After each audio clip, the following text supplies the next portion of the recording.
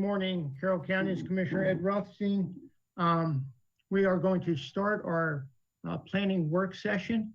Commissioner Steve Wentz will be joining us in just a minute, but before we get into the meat of discussion, let's, as always, stand for the Pledge of Allegiance and take a moment of silence, thinking of those who are on the front lines, taking care of our community, and also those that are in harm's way as well, allowing us to do things we do.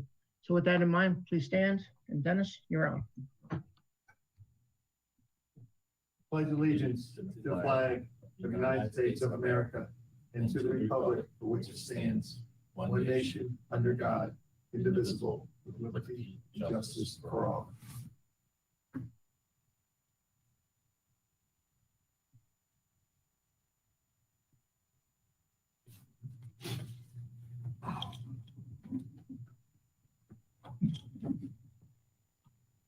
Okay, and Roberta, you said he's having a little bit of technical difficulties?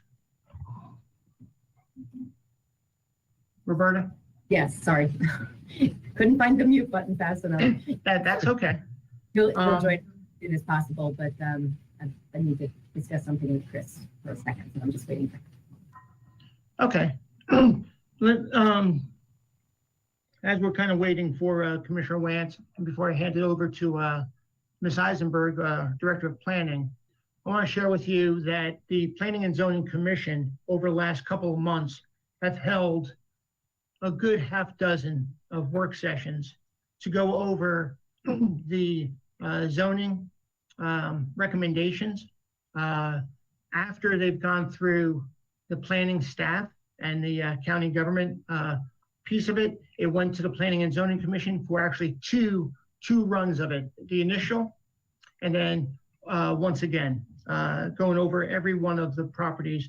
I believe there were 29 properties in total. And what you're going to see is some that are going to be favorable in recommendations to us as Board of Commissioners making decisions, and then some that are going to be recommended as unfavorable. I recommend to my colleagues that every one of the sessions has been videoed and has been held. So if there are some contentious issues that rise, we can always go back and view some of the concerns. I am very proud of Ms. Eisenberg and her team, Mary and the entire team, for capturing the comments as we move forward from the community. And it was a very positive trend in moving forward from the initial work session to the final work session. I believe we had, I think it was last week, a week before. And a positive trend had to do with the details provided to the community, had to do with the expectations of how these work sessions were being handled. And the comments were extremely civil and very rewarding to the Planning and Zoning Commission. It was said multiple times by, I believe, everyone on the commission, their appreciation for the community's insight and input and candid thoughts and how they captured it in value for the Planning and Zoning Commission to make their recommendations.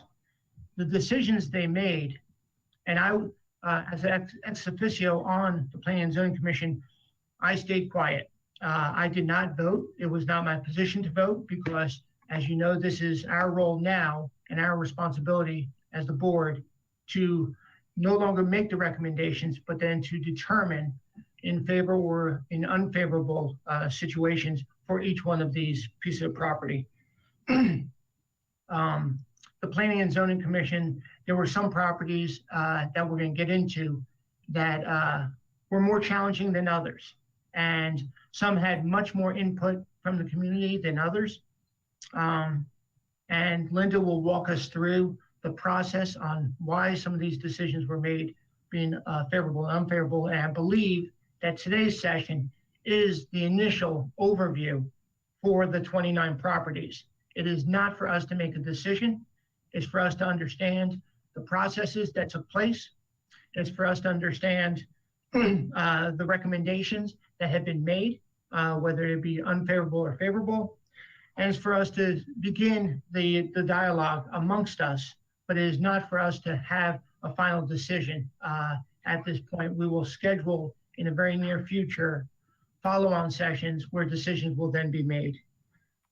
So with that said, is there any comments from the board, from the other commissioners before we get started?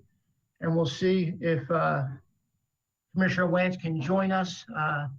He's gone through this before being ex officio, so I believe he knows the beginning processes already. But anything, just Dennis, Eric, Dick? Okay. Well, I just, yeah. Please.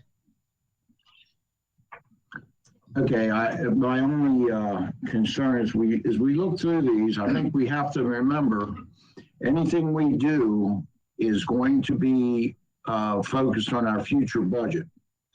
If we are changing any designations at this point, if it's something that isn't going to happen in the next short period of time, maybe it's not time to do it due to the impact this will have on our future budget.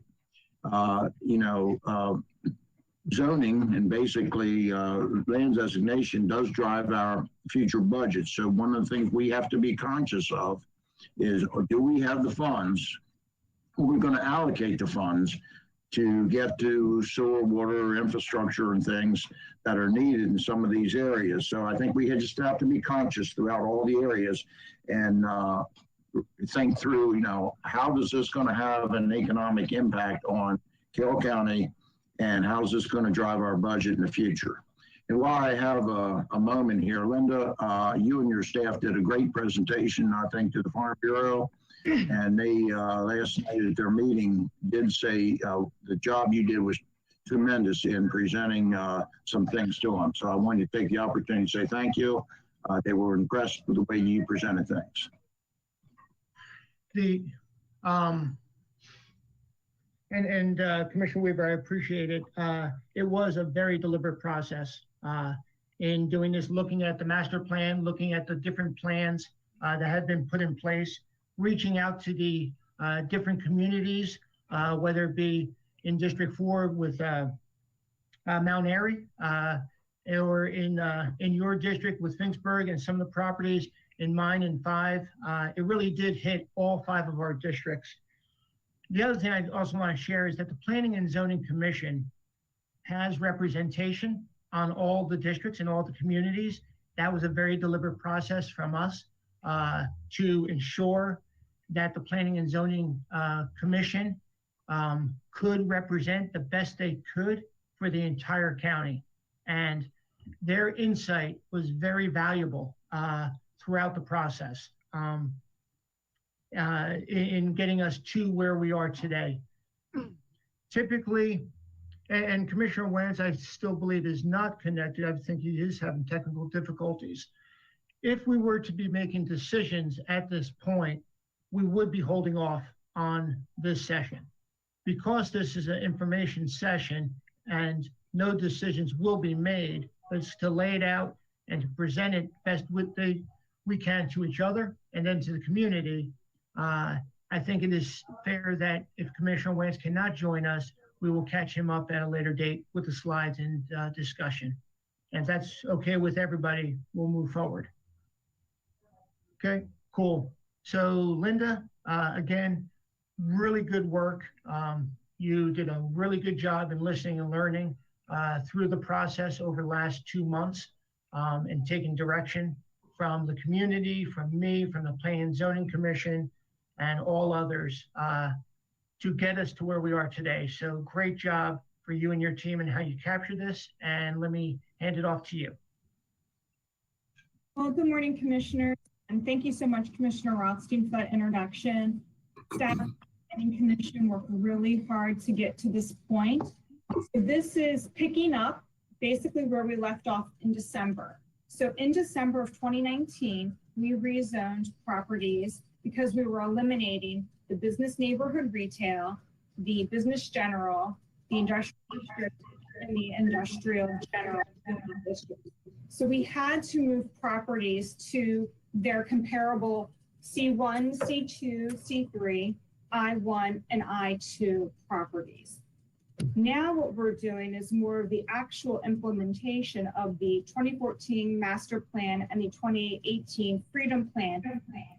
Properties who had a land use designation in those plans in order to now bring the zoning into alignment with those designations. We are in the process of rezoning.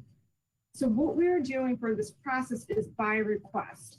We've never undertaken this large of a by request before. Typically with past plan implementation, we've had various types of comprehensive rezonings.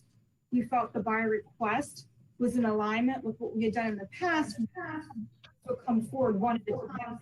I would like to be in agreement with our future land use designation from a particular plan and would request a comprehensive rezoning. And this is the place that we did for several properties over the last several years in the Westminster environment. But that's not achieving the goal of implementing the plan in a more comprehensive fashion. So that's why we decided to do a more comprehensive, larger scale by request at a certain point in time to really begin to implement our master plan and our freedom plan. So that's where we are. As opposed to having it where we automatically rezoned, that's something that we felt was not appropriate because every property, even though their future land use designation may be what is recommended for a future zoning category, I think to Commissioner Weaver's point, sometimes timing isn't right, sometimes infrastructure is not there. Again, this is a 30-year master plans that we're implementing over a 10-year planning horizon. So not everything's ready right now. Again, this is where you would like to end up in the future, but you don't have to end up here today. So that was a lot of the premise of where we started with reviewing the applications that came forward. We opened it up not only for properties that had a one-for-one land use designation for their future land use. For instance, if a property had a current zoning of, let's say, residential, and their future land use was commercial, they would request to have their zoning in alignment with the future land use designation. However, some properties may be behaving in a commercial manner as something that is either a non-conforming use or that has a conditional use approval that's currently allowed under the zoning. We're going to see a lot of those come forward. A lot of those properties are requesting a change in zoning. Some were in alignment, even though their land use designation is not, with future plan goals and objectives. Others, however, are not, and for various reasons, as Commissioner Rothstein alluded to, we had unfavorable recommendations. Because again, the end of the day is the goal of this is plan implementation. So again, not to reiterate what I've just said, but why are we doing this? Again, this is implementation of our adopted plans. And the two most recent ones, as I said, are the Carroll County Master Plan and the Freedom Plan. The foundation of this effort are land use recommendations. Again, we just talked a little bit about that. We updated land use definitions, and that was something that you all worked very diligently on this time last year in our various work sessions for the text, and housing and economic development goals and objectives outlined in the plan. So things to keep in mind as we go through this process. I don't believe this board has been a part of any piecemeal rezoning efforts because we've been in a planning process since this body took office. So we have not had any what we call piecemeal or change or mistake argument rezonings. And that's important to know. This is plan implementation, and it's very clearly outlined in the land use article of the Annotated Code of Maryland that requires an action taken further not to be contrary to the terms in the plan that addresses policies, timings of implementation of the plan, timing of development, timing of rezoning, development patterns, land uses, and densities and intensities. So these are, again, things that as we move forward to consider, because when a property is rezoned and eventually developed or redeveloped under that rezoning, one of the duties that we have, especially as Planning Commission, is to make sure those recommendations are consistent with the master plans. It's one of the biggest items in the land use articles, making sure we have consistent with our master plans. So we have to go back and establish consistency. So when development review projects come up and they want to put something on a particular property that's not consistent with the plan, then that's a problem for our planning commission in establishing those consistencies. And what this is not a piecemeal rezoning, meaning that you may hear, especially as we get into the listening sessions and the public hearing process from some of the particular properties, is making an argument for there's been such a change in the community that you must be compelled to rezone. Or there was a mistake in the zoning saying that the Board of County Commissioners who has this legislative action should rezone. But that's not what we're establishing here. We are establishing that this is consistent with the plan and that the plan is the overarching goal and objective of implementation that we are trying to achieve. It's not to say that there were any mistakes and you need to rezone and be compelled to do that because of that. And most importantly is to not, and be careful of not spot rezoning. Spot rezoning is illegal in Maryland law, and spot rezoning is when you are rezoning a particular piece of property to benefit one property or one property owner in particular. So it has really nothing to do with the actual overall plans, goals, and objectives, but the outcome will be benefiting a particular party or a particular property. So we have to be very careful as you make these decisions that that is not a spot rezoning. And the other thing that we're trying not to do here is to convert conditional uses or non-conforming uses to primary principal districts. Meaning, for instance, we're going to see a lot of properties as we review this that may have a legal non-conforming use because that use was established well before zoning in the 1960s, but they're still legally operating. The idea is not to legitimize those if they weren't legitimized as part of the master planning process. And conditional use approvals, they are legally acting, they're allowed to be there by the BZA under conditional use. So the idea is not to grant them necessarily even more rights than what they already have.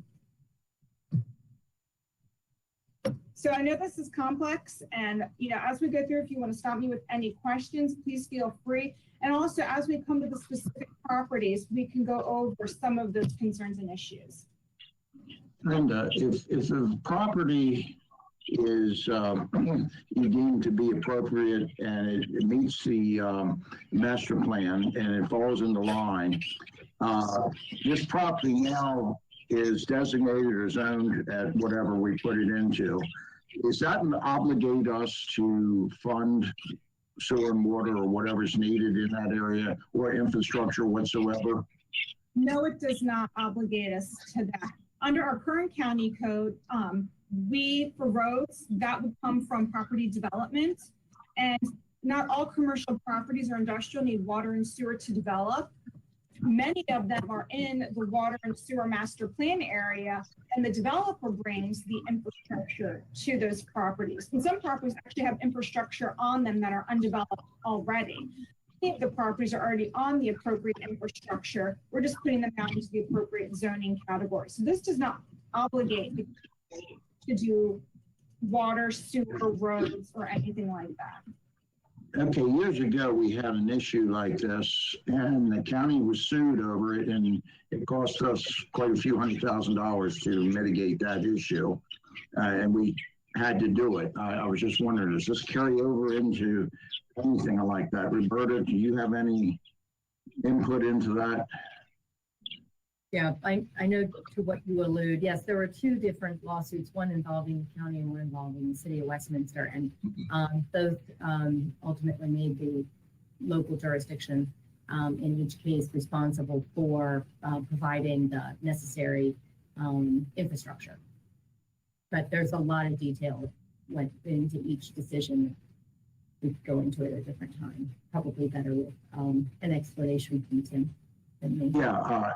Well, I know we just have to be careful as we do this. It can obligate us or potentially obligate us. Here again, the court of law will decide that. But in those prior cases, we have paid dearly for it. So. Correct. It's something one should be mindful of. If those services are not there, then that could be a possible problem.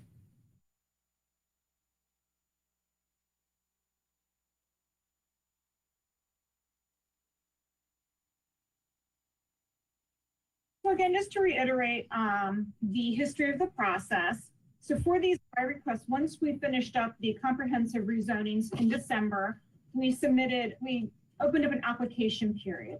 And so during that application period, we had actually 32 properties come forward to apply for the by request rezoning. So again, we are not rezoning properties without the property owner. Not only are we not doing it for them, but they are requesting it from us.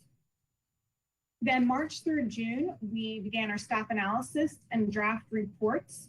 And these were very thorough draft reports. So again, we looked at the appropriateness of the land use designations during the planning process. And now we're reevaluating the properties for the zoning process. Again, going back to maybe the timing isn't right, or maybe there's certain things that are coming out in the zoning process that we wanted to bring out in staff reports to make you all aware in your decision-making process. Then July through August, as Commissioner Rothstein said, we've had probably 7 or 8 meetings, from an introductory meeting to 2 meetings for each property with detailed reports and discussion that we gave initial presentation, original recommendation. Then in September through October, we had additional planning commission meetings to break them out so that way we could go back and rediscuss the properties that the planning commission provided provisional recommendations to give you the final recommendation that you all will be seeing today. So public outreach, we have done a lot of public outreach. As of today, all of the properties, so now there are 29 properties as part of this process, have been posted with physical signs. These signs we had custom made for this effort. They carry the logo and branding of this particular effort. They're colored a bright turquoise color. They're the same size as all the properties posting signs that we use for BZA and for development review. So these are, bold letters that have information about the property, what the request is, and how to get more information to be able to guide people to call our office or go to the website. We've also mailed over 400 letters to adjoining properties and other interested parties. So not only did we mail them to properties touching properties that are part of this rezoning process, we also expanded the reach to communities of interest that we knew for specifically properties that had some more controversial recommendations. We wanted to make sure that we reached out to them. This has also been posted on the county's Facebook page. We've sent out email blasts since February of this past year, press releases with updates on meetings and status reports. And all of the information is on our website, carrollrezoning.org, which we're constantly refreshing, updating, adding information, putting more recent information up. So it has current meeting information, interactive maps that you can zoom in, zoom out, type in addresses, look at different features. Static maps, so basically just a map image that you can zoom in and zoom out of. Complete detailed staff reports for each project. Links to Planning Commission's open sessions, a list of frequently asked questions that we're continually updating and modifying, instructions to sign up for additional information, and a link on how to submit comments. Not only do we have that, we also actually have the actual comments up there. And typically, I know we provide you all with a binder of all this information, but given the details of even the pared down staff reports and the amount of we did not want to give you 700 or 800 pages worth of paper. So I'm going to actually show you all the website so you can go there and look at these comments. And what we will end up giving each commissioner is a commissioner district report. And we think that way you'll have information just for your district of the properties that are listed and the comments and detailed reports for those properties within your district. I will say some commissioner binders are going to be heavier than others, just kind of the lay of the land. So there's not an even distribution by requests countywide. Linda, take a breath for a second. If you can go back to that last slide. Okay, this was a very important piece of the effort over the last few months. And this is really where a lot of attention and resources, time were put in place to ensure those that had interest, those that were affected, were reached out to. Early on, those letters went out and there was a bit of frustration that they were received only a few days prior to the initial meeting. You know, we understood that, we accepted that, but we kept moving forward saying, what else do you want to see in these letters? What else do you want to see on these signs, on Facebook or emails? How else do you want to receive that information? Are the websites too complicated? Is it too much to go through? And again, working with Linda, with the entire team, and I applaud them for being both reactive and proactive on saying what else can be done and getting the message out. There'll still be somebody out there that will say, I never saw this happening. That's part of it. We just have to accept it. But, you know, this effort was very deliberate and very resource intense in moving forward. I just want to make sure you, as commissioners and the community, recognize that, because it's not perfect, but it was as much as that could be done in a relatively short amount of time. So I just want to let everyone know that. Thanks. Did you have a question, Commissioner Boucher? No, I just gave Commissioner Rothstein the okay. Thank you. Oh, I thought you were hands up. Thank you, Commissioner Rothstein, for that. And actually, also to bring you up to date, when we sent out the adjoining properties, that was an initial invitation. At that time, we did not know when we would be bringing information to the Board of County Commissioners. So we said we'd be sending a follow-up. And right now we're working with PDS, printing data services to print out postcards now outlining the next meetings that are coming up where the Board of County Commissioners involved for the decision making of this. And I will say, in the comprehensive plan process, we are not obligated under state law to do any of this. We do not have to post properties under state law or county law for comprehensive rezoning. We do not have to mail adjoining letters. We don't have to stand up a website. The only thing that we are required to do is post an advertisement in a paper of general circulation that the local body would receive. So that would be our obligation legally. However, we are going well above and beyond that because it's the right thing to do. We want to make sure that the community knows what's happening. So again, new letters are going out in the next week of postcards letting them know about the process by which the Board of County Commissioners will be undertaking. So in working with Roberta Wyndham, we have talked about some good ways to continue to have this process for the Board of County Commissioners.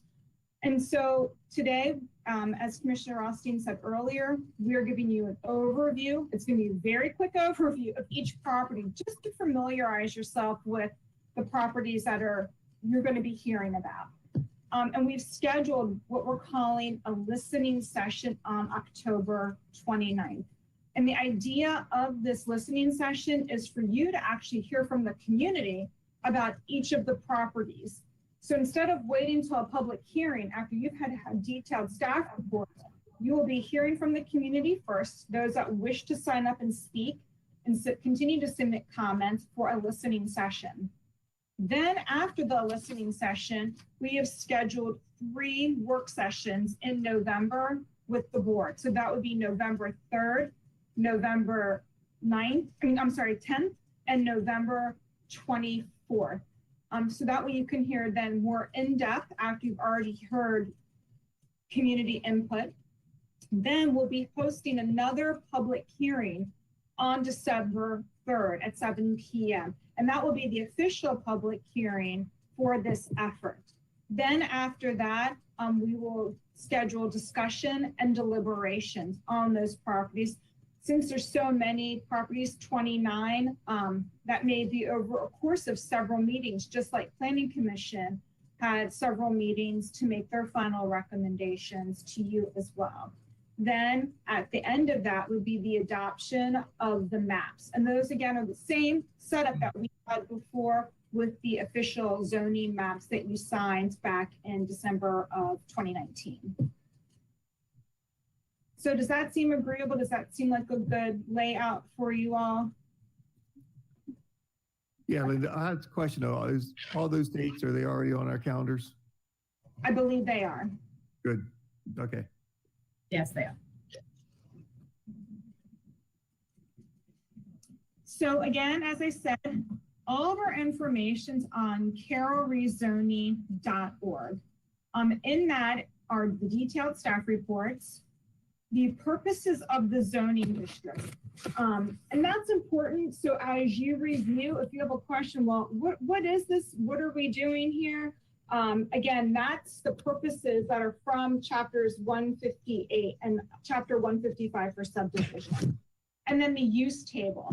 That was something, as you recall, you all worked very hard on helping to finalize what that use table is. So it's basically the table of uses for each district, what's allowed, what's not allowed, and what has a conditional approval attached to it. And that'll help you understand what each district can do and not do. So I'm just going to take you really, really quickly to the website so you can see a little bit about where all of these resources are.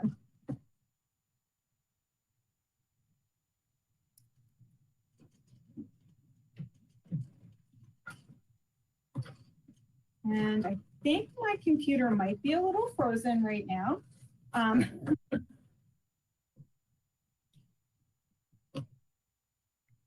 I think I tried to do too much at once, and then you get to see my daughter. Sorry about that. The share screen. So here's the carrollrezoning.org website. And we're still working on, now that we're at this next phase, continuing to put up new information. At the top is where speakers can sign up to speak for the listening session and the public hearings. We're already getting that information now. Then below are the Planning Commission dates and the properties that were heard for each Planning Commission meeting. And then underneath that, and we're working on organizing this today to make it again more user-friendly. So probably by the time you have an opportunity to review this particular website, this will be skimmed down and cleaned up because now we're moving on to the commissioner portion. But we have the location map. We have the summary of recommendations from the Planning Commission, which are fairly detailed reports. And so it is the district information that the property information, what the request was, the planner it was assigned to, and then what the planner recommendation was, the Planning Commission meeting that it was heard, the provisional recommendation from the Planning Commission, and what their final recommendation was. The green represents properties where the Planning Commission had a favorable recommendation to you. The red are the properties that the Planning Commission had an unfavorable recommendation to you. I thought that was an easy way for you to see at a glance what they felt was appropriate and not appropriate. And also comments. So they have the property booklet itself.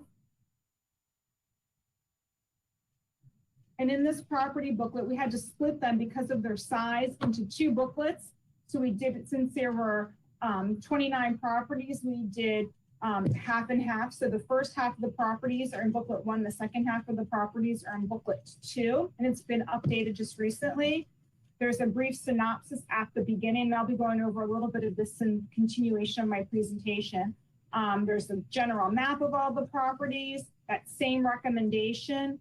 and then staff reports for each property. And again, I'll be breaking these staff reports up by commissioner district, so you have that information for your specific district as well. And then the comment list is underneath of that. So we have in here not only written, but oral comments as well. And we ordered them by the request number. And what the request number was a way for us to track who was coming in and what their requests were and what order they came in. So that way we could keep a running tally. So that's why you'll see like EC stands for Employment Campus, I1 stands for the request to go to I1, etc. The commissioner district or the election district is the next number. I'm sorry. The year that it was received, because this is going to be a multi-year process, and then what number they came in order. And then we have a general property name, someone commented, and what a synopsis was, a general comment. So these are all of the comments that we received written, and then the detailed written comments are in the booklet itself. Then we also had call-in comments. So if someone called in, we gave the property name, the person commenting, and again, a general synopsis of their comment. And then we added in all of the detailed comments that were submitted. So again, these are hundreds upon hundreds of pages. Actually having this digitally is a good way to search through this, is just to do a control F, and you can type in a keyword. And if you are looking for something specific, it'll take you to it. So that way it's a little bit easier to also peruse, but they also go in number order. So I'm going to go back to the PowerPoint presentation, and hopefully this opens up quickly.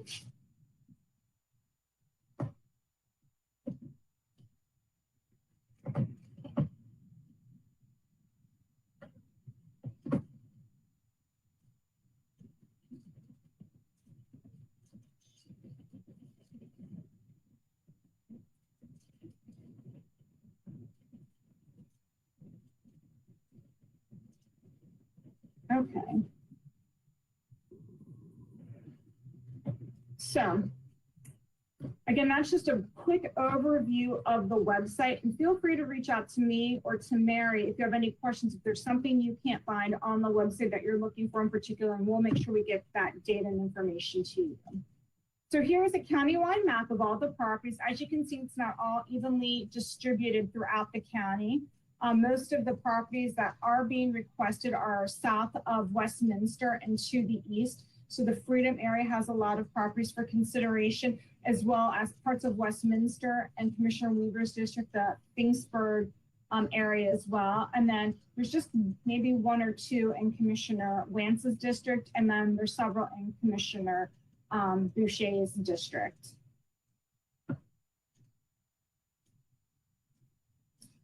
So again, 29 applications are what you'll be considering. Originally, we had 31 requests, but several properties throughout the process decided that they did not want to go through, after all, the comprehensive rezoning process. So we pulled them out of the application, so you will not be seeing those. And 615 acres countywide are being requested to move to these commercial, industrial, and employment campus district. So the breakdown is 2 C1 properties, 15 C2 properties, 1 C3 property, 2 I1 properties, 5 I2 properties, and 4 employment campus properties. And then here's the general acreage breakdown, with employment campus being the largest acreage. And that's because there are larger parcels that meet that employment campus criteria.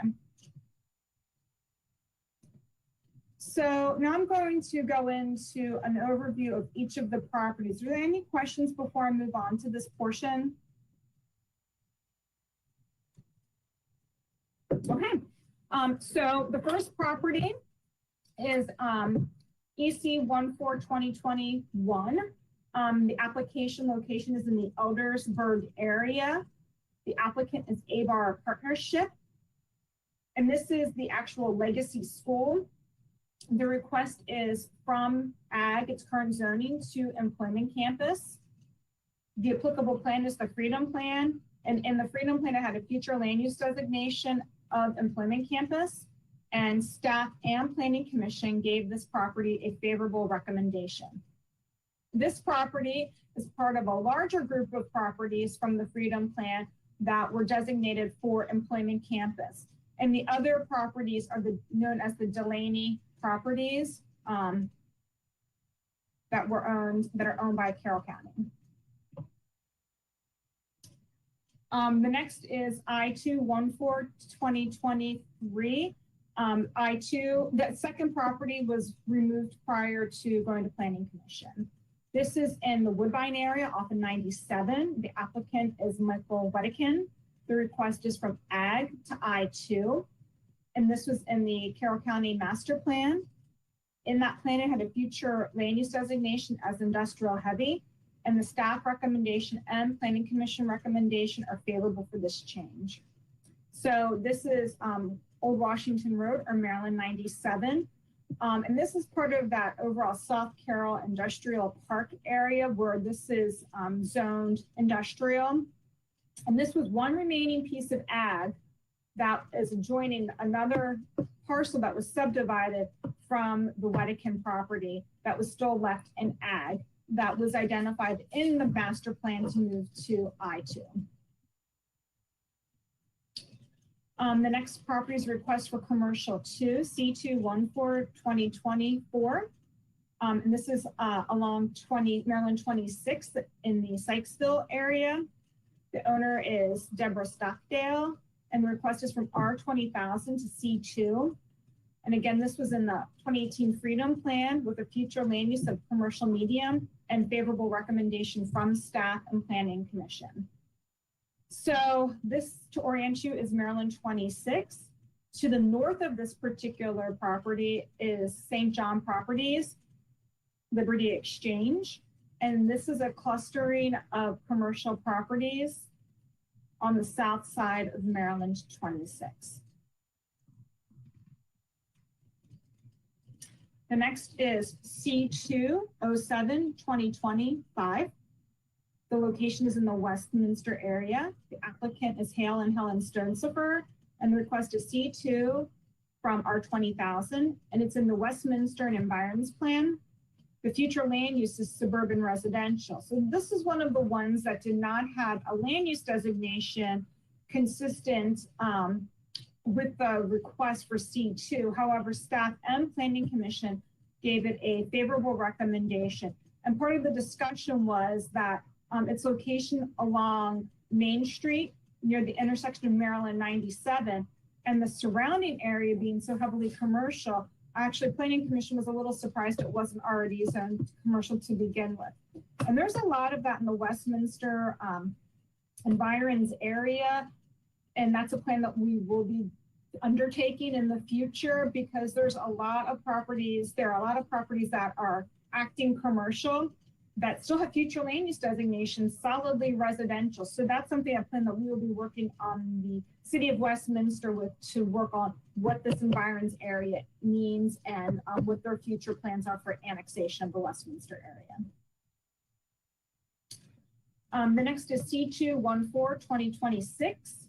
This is in the Woodbine area. The applicant is Sarah Evler. Request is C1 to C2. It's in the 2014 plan, and it's in a rural village, and the future land use is village commercial industrial. Staff gave it a favorable recommendation, but Planning Commission gave it an unfavorable recommendation. Here's the parcel here, P137. They were originally a BNR property, and in the first rezoning of C1, C2, and C3, they were put into a C1 classification. However, they wanted to have expand their enterprise to allow auto service, and so that was their request for C2. You cannot do body work in a C1 property, and that's something they wanted to expand their business to incorporate. But Planning Commission felt that given the size of the property and the surrounding community that might be too intense for this area. The next is C104-2027. This is in the Westminster area. Playtime Corporation, which is a daycare childcare center. Request is from Ag to C1. And this is a permitted use conditional in the Ag. So the applicable plan is the master plan. The future land use in that plan was agriculture. Staff gave this an unfavorable recommendation, and Planning Commission gave this an unfavorable recommendation. And we did have a few comments regarding this property from the surrounding community. And so here is Baltimore, Maryland 140, and here's Old Westminster Pike. The property does not have access to Maryland 140 directly, so the entrance to this site is Old Westminster Pike. And then this is residential in front of it. The next series of properties are ones that are Kennel Resource Recovery LLC or KMP Resources Recovery LLC. There's 4 of them that are clustered together. The request is Ag and Conservation to I-1. Again, this was in the master plan. The future land use was Resource Conservation and Light Industrial. Staff gave this a favorable recommendation because of its consistency with the master plan. However, Planning Commission felt it was unfavorable and the property was not ready at this time to move forward. So if you can see, the purple here is the current county landfill, and off the map to the south will be the other properties of this grouping that we'll be talking about. This series of properties, properties 8, 9, 12, and 13 are particularly controversial. The community is not happy to see this zoning change for these properties. When Planning Commission heard these properties for the master plan process, there wasn't a lot of feedback, but now as we've moved into the zoning portion of this, we've heard a lot from the community. Planning Commission felt because this property was situated to the back of the landfill, nothing was happening here with the landfill just yet. They felt it was not appropriate at this time, again, because of timing and infrastructure, to move this request forward. So I'm grouping these together and you'll see them go out of numeric order. The next one is again in the Westminster area. It's the same property owner. The request is Ag to Employment Campus, and this was in the City of Westminster Comprehensive Plan. The future land use for this is Employment Campus, and staff and Planning Commission gave this property a favorable recommendation. So this again is the landfill, and this is just to the north, or actually to the direct west, north of 140 of the landfill.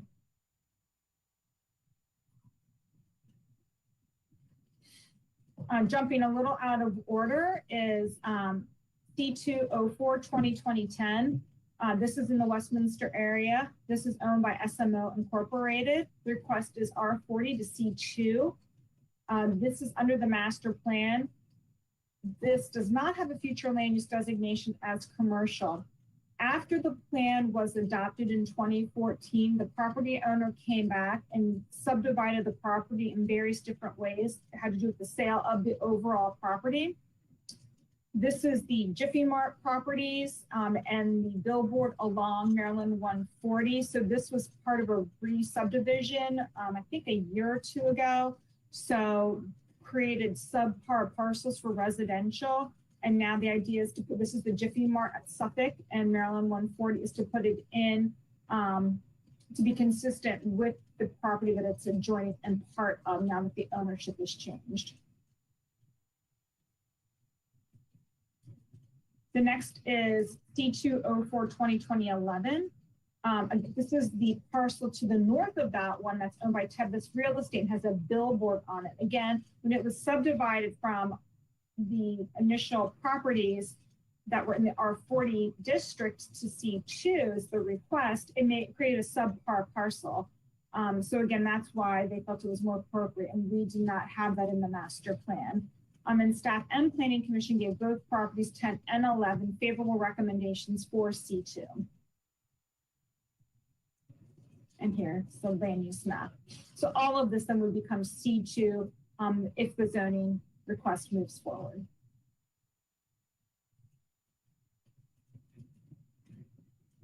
Going back to the KMP resource recovery properties as part of that cluster I was just speaking about several slides ago.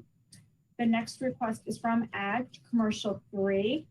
This was in the 2014 plan again, with a future land use recommendation of Commercial High and favorable recommendation from staff and from the Planning Commission. Again, there's a lot of public comment on these properties.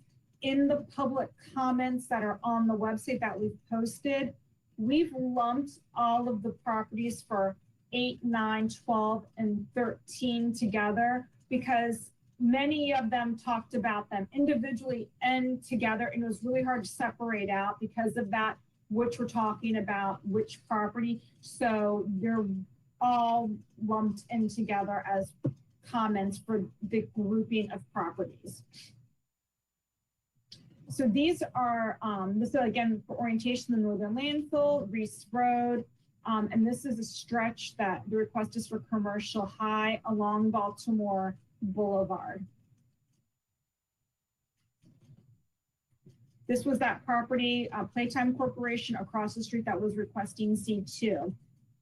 It's not yet determined if State Highway will get access off of Maryland 140. That would happen at a site plan when the site plan is submitted if the zoning moves forward. That's a State Highway decision. And the last in this cluster of properties is I-204 2020-13, Ag to Industrial High I-2. Planning Commission and staff gave this both a favorable recommendation. So the properties before that are the commercial in the front. This was for recommending the heavy industrial to the back. Now, in the Carroll County Master Plan, one of the decisions in making these properties commercial and industrial was at the time, Westminster did not have its restrictive water policy in place. And the property owner at that time had some preliminary discussions with Westminster about extending water and sewer to these particular properties. Westminster controls the water and sewer for this area. And going back to what Commissioner Weaver was stating earlier, Carroll County only controls water and sewer for the Freedom area, and we only control sewer for the Hampstead area. The rest of the water and sewer is really determined by the municipalities. And except for Westminster, you have to be annexed in to utilize their utilities. Property 14, C209 2020-14 is in the Winfield area. It's MAD Property Enterprises. The request is Ag to C2. The future land use is agriculture. Staff gave it an unfavorable recommendation. The Planning Commission gave it a favorable recommendation. So these properties are just west of the Winfield Rural Village. So if you see the slash pattern here, that is the Winfield Rural Village. So this is just slightly west of that, and it's 2 properties near Skidmore. And actually, it's off of Old Liberty. So access would not be right off of Maryland 26, it would be off of Old Liberty.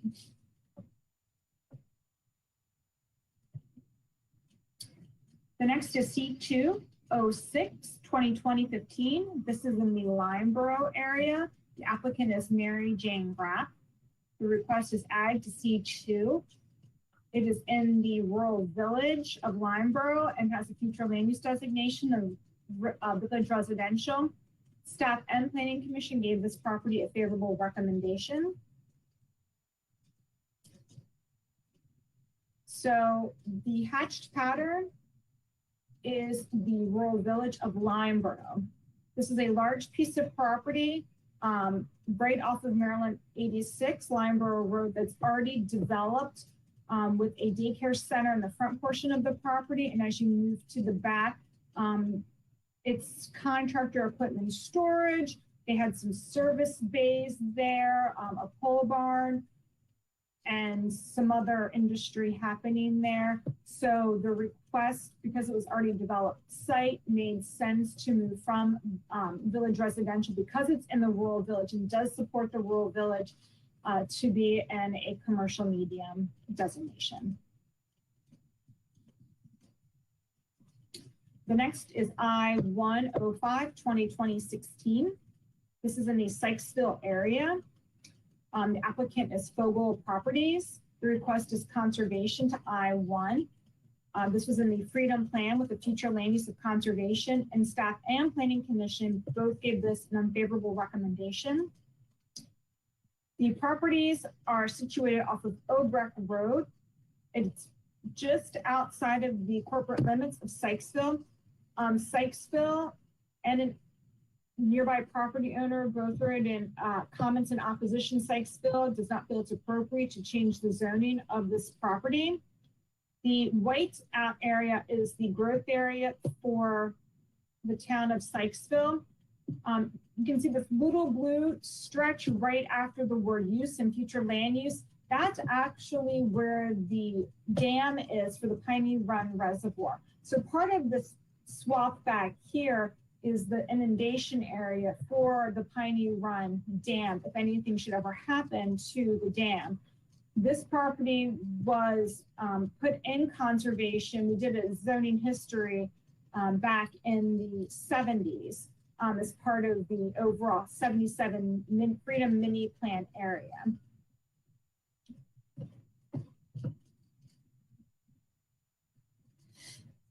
The next is C307 2020-17. This is in the Westminster area. This is 844 Professional Center Condominiums. The request is R10,000 to C2 or C3.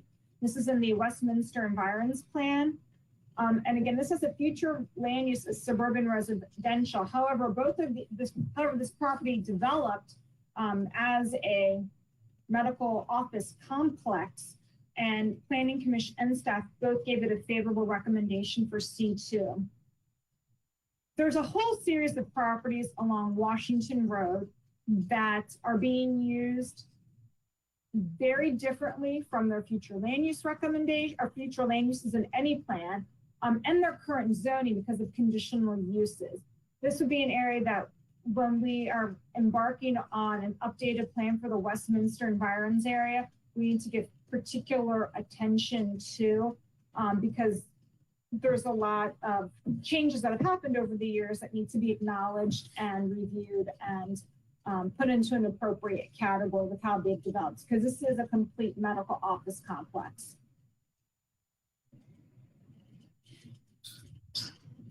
The next is I-209 2020-18.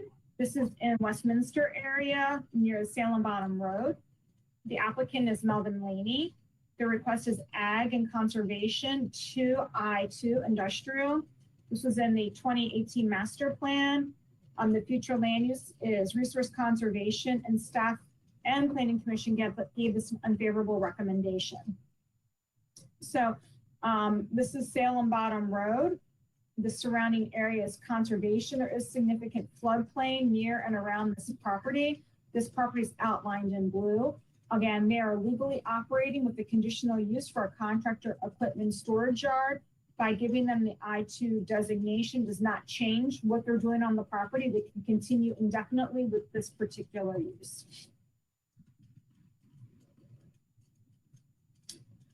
The next is C2 2020-19. This is in the Finksburg area. The applicant is Gems Investment. The request is conservation to C2. And this is in the 2013 Finksburg Corridor Plan. It has a future land use of conservation. Staff gave it an unfavorable recommendation, but Planning Commission gave it a favorable recommendation with revised boundaries. So the entire parcel request was this green sliver that is between Old Westminster Pike and Baltimore Boulevard, just after you come over the bridge from Baltimore County, moving west, is on that south side. The applicant then revised the request to just be the blue portion of this property. We did hear from a property owner from the nearby residential in opposition to the change in this request. This property is heavily constrained by environmental features with streams, forest, and some wetland area.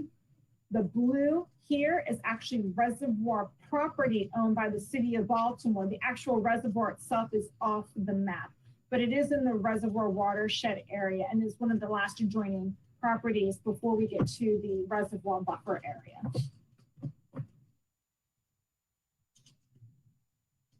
The next is C203-2020-002. This is on Littlestown Pike, just outside of Westminster. This is 97 Crab Pass LLC, or better known as the Maryland Mallet.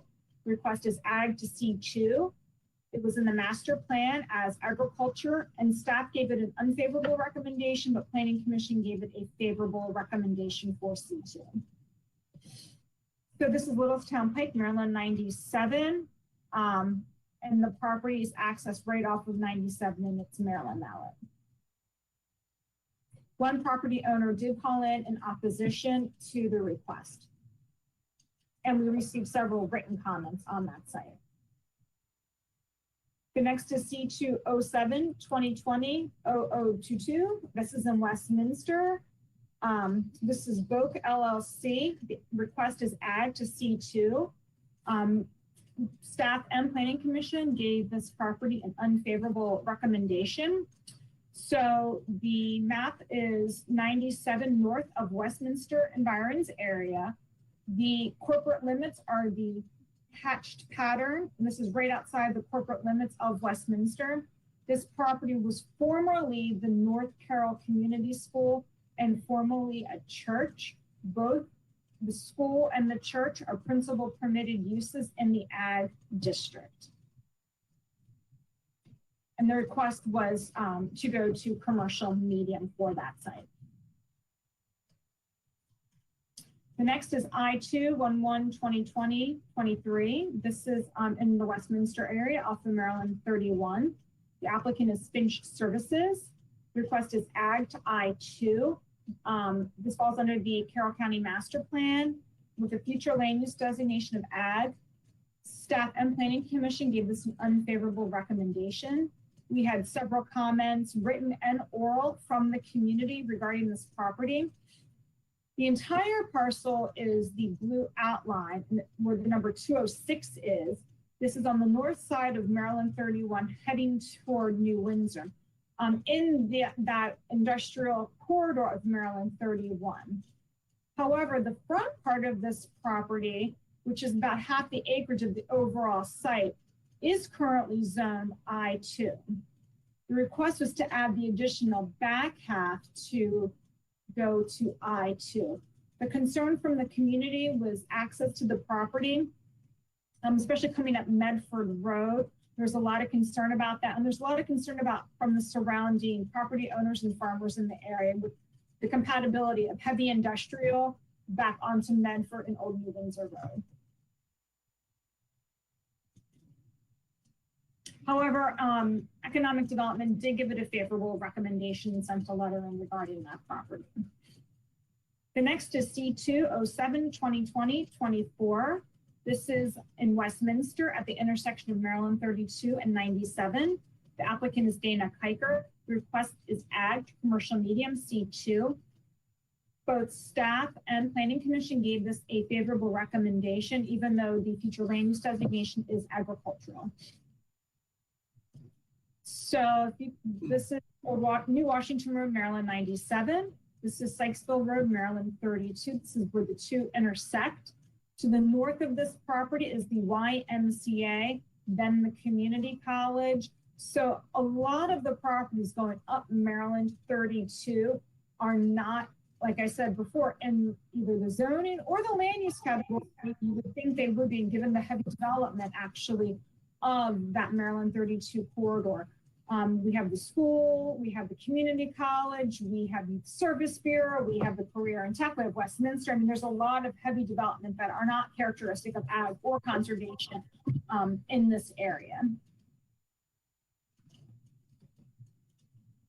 Next is EC 2020-25.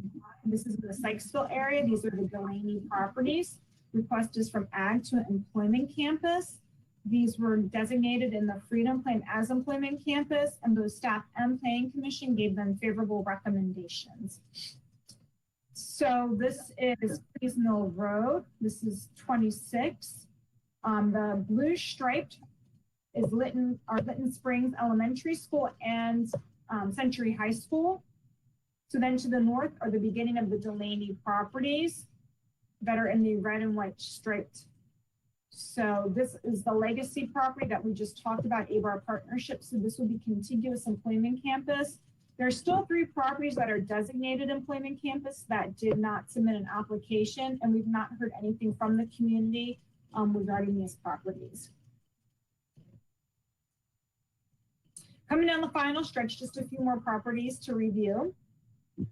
The next is C103 2020-27. This is in the Westminster area. This is the new location of the North Carroll Community School. The request is Ag to C1.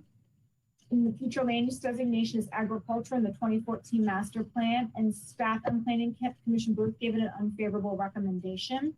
Again, this is a primary principal use for the school to be allowed in the ag district. So by moving it to C2 does not grant it more rights than it currently already has, and they're acting appropriately with no limits as what they can do for the school portion of this site. So this is Old Stone Road and Littlestown Pike, and then this is the area of the current North Carroll Community School.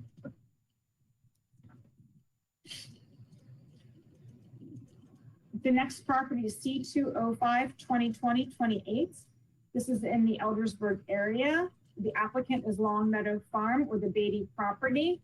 They are currently zoned I1 industrial light with a request to go to C2 commercial medium. This is under the 2018 Freedom Plan. The future land use designation in the Freedom Plan was commercial high, and staff and planning commission both gave it a favorable recommendation for commercial medium C2. This request was modified from the land use designation in the Freedom Plan. So in the Freedom Plan, the C3 district was approximately 40 acres and encompassed the Burgundy portion here. The request now is to pare that site back to 30 acres and now be the blue outline. And the request is to go to C2 commercial medium instead of C3 commercial high. We've received a lot of oral and written comment regarding this property's rezoning. This property was also heavily discussed during the Freedom Planning process, and there's a lot of comments about this particular site.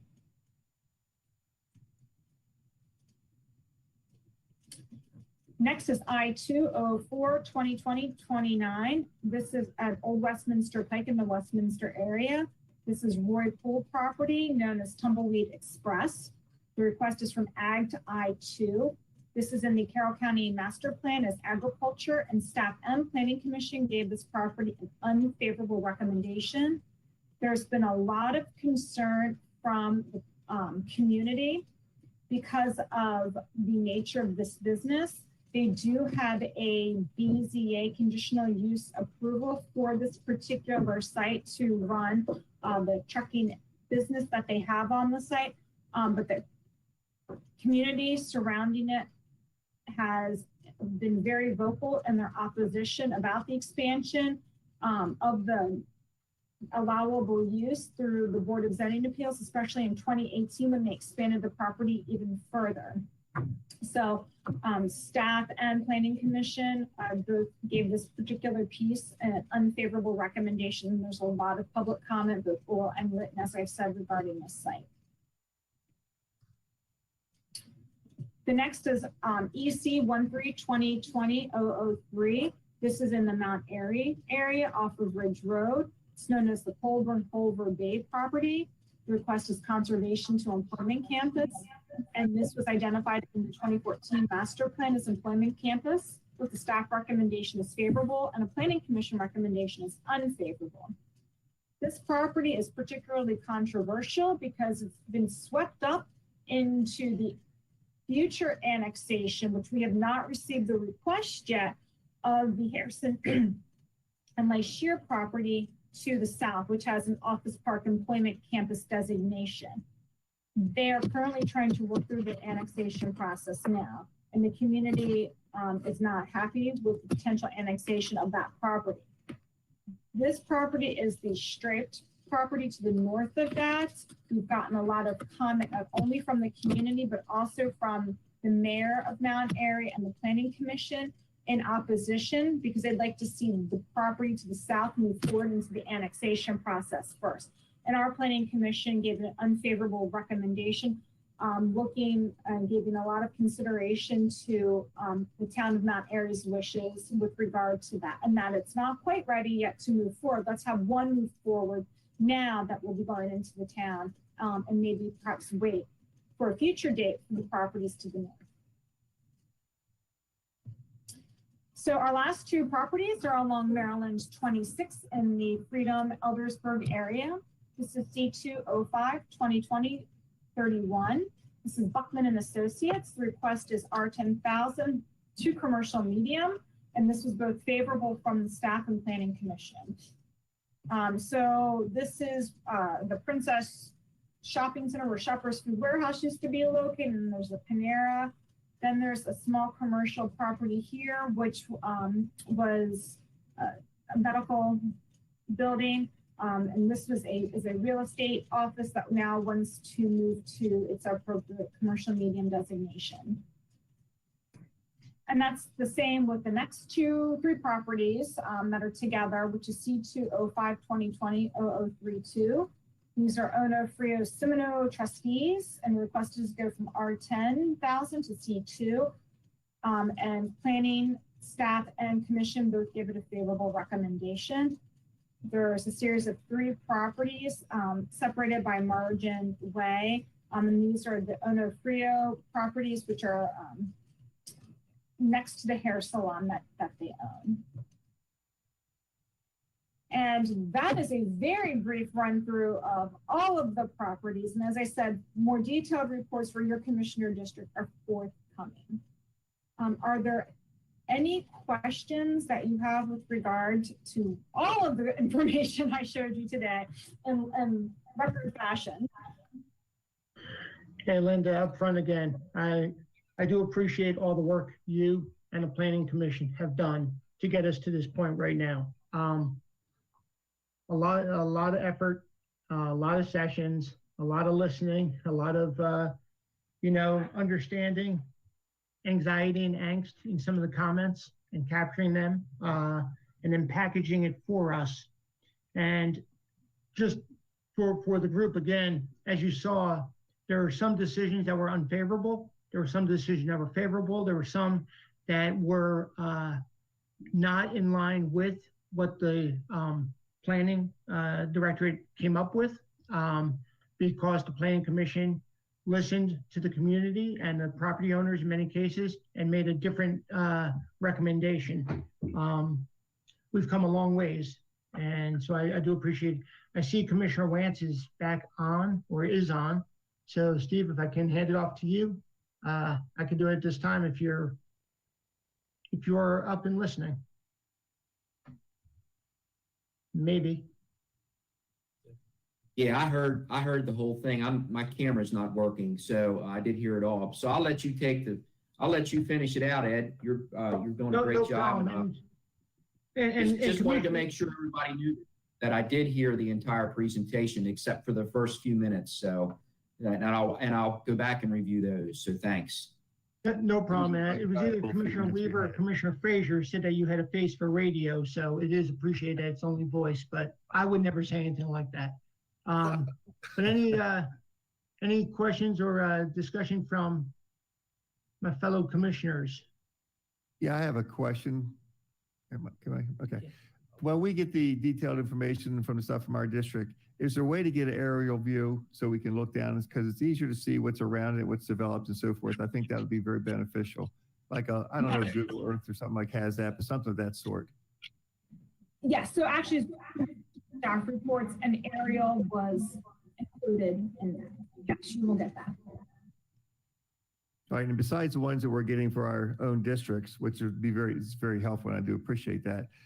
Since we're going to be voting on all of them, we need to see all of it as well. maybe I don't know how that would be done. I don't know what you're thinking on that particular thing, because we will So go maybe- in partials.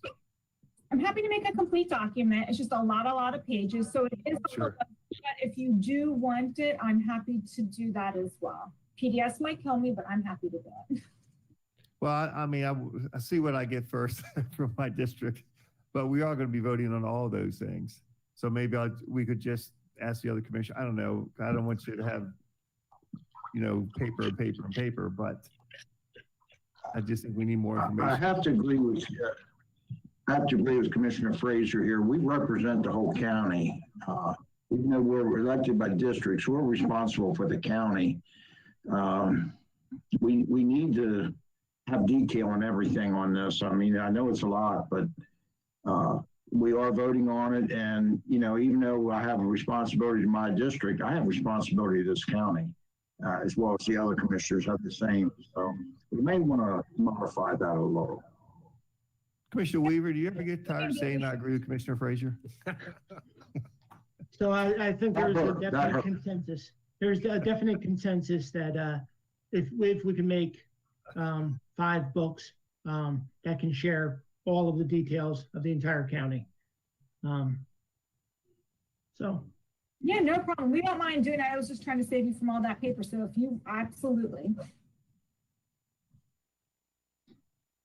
what else? Commissioner Boucher? Well, I'd like to thank the Planning Commission for its vote on the Colburn property. I like the fact that the officials of Mount Airy were heard and the constituents down there. So thanks for work by the Planning Commission.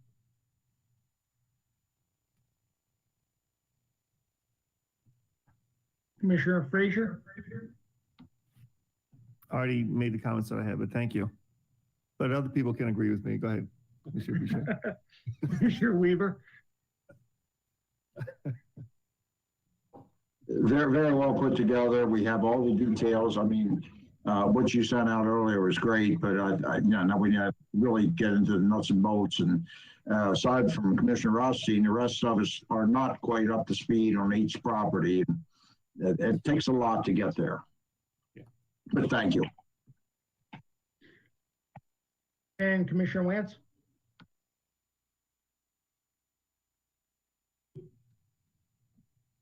Yeah, very well done. Good presentation. And I agree with you guys. We need to see all of them and the details surrounding all the properties. I know that's going to be a ridiculous book. Similar to the budget process, I would assume. But yeah, I need to see those. And I'm really not going to have a whole lot to do anyway, because I think I only have 2 properties in my district. So I need to hone up on everybody else's. So yeah, try to make that work. Instead of doing individual books, maybe do one huge book that is sectioned off for each of the districts, and then we'll have all that in front of us. I think that's important. But nice job to you, Ed. I know this hasn't been easy. My time on the Planning and Zoning Commission was always a challenge, and especially now, the process that we're all going through is challenging. So kudos to you, and kudos to your department, Linda, on the presentation today. Even though you did it briefly, it was packed full of info. So thank you. I appreciate that. Thanks, Ed. Absolutely. And I'll tell you, it was very rewarding and has been very rewarding. Being on the Planning Commission again, with a deliberate process, with representation across the county, which was very deliberate in making it happen. So there was a lot of value in that. Do we have any public comments for this morning? There are none. Okay, Roberta, any administrative? Nope, we're good. The purpose for this is the work session, just to go over the planning, so we'll do the rest on Thursday. Sounds great. Till Thursday. This was a great hour and a half, a lot of information in a very relatively short amount of time. Do I have a motion to adjourn? So moved. Second. Okay, I know we're all in favor, and I will see everybody Thursday. Reminder, Thursday is a 10 o'clock open session, not 9, 10 o'clock, as Commissioner Wentz and I both have a breakfast BWI business partnership that morning. So I will see you at 10. Linda, Mary, thank you so much for all the work that you're doing and you're doing for the county. With that, see you Thursday morning.